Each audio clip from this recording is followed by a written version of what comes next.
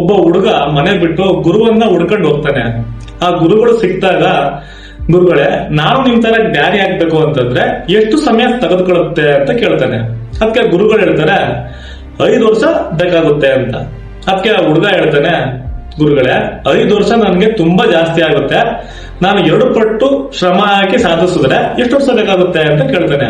ಅದಕ್ಕೆ ಗುರುಗಳು ಹೇಳ್ತಾರೆ 10 ವರ್ಷ ತಗೊಳುತ್ತೆ ಕಣಪ್ಪ ಅಂತ. ಅದಕ್ಕೆ ಹುಡುಗ ಹೇಳ್ತಾನೆ, ಗುರುಗಳೇ ನಾನು ಹಗಲು ರಾತ್ರಿ ಸಾಧಿಸ್ತೀನಿ ಅವಾಗ. ಅದಕ್ಕೆ ಗುರುಗಳು ಹೇಳ್ತಾರೆ 15 ವರ್ಷ.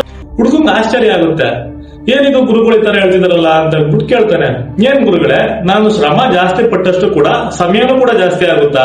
ಅದಕ್ಕೆ ಗುರುಗಳು ಸಮಾಧಾನವಾಗಿ ಒಂದ್ ಮಾತು ಹೇಳ್ತಾರೆ, ಒಂದ್ ಕಣ್ಣನ್ನ ನೀನು ಬೇಗ ಮುಗಿಸ್ಬೇಕು ಅನ್ನೋದ್ರ ಮೇಲೆ ಇಟ್ಟು ಇನ್ ಒಂದೇ ಒಂದ್ ಕಣ್ಣಿಟ್ಕೊಂಡು ಸಾಧಿಸ್ಬೇಕು ಅಂತಂದಾಗ ಜಾಸ್ತಿ ಸಮಯ ತಗೊಳುತ್ತೆ. ನೀನು ಕೂಡ ಈ ಕಥೆಲ್ ಬರೋ ಹುಡುಗನ್ ತರ ಇಂಪೇಷನ್ಸ್, ತಾಳ್ಮೆ ಇಲ್ದೇನೆ ಬೇಗ ಮುಗಿಸ್ಬೇಕು ಅಂತ ಯೋಚನೆ ಮಾಡಿ ಸಮಯನ ಹಾಳು ಮಾಡ್ಕೊಳ್ತೀಯ.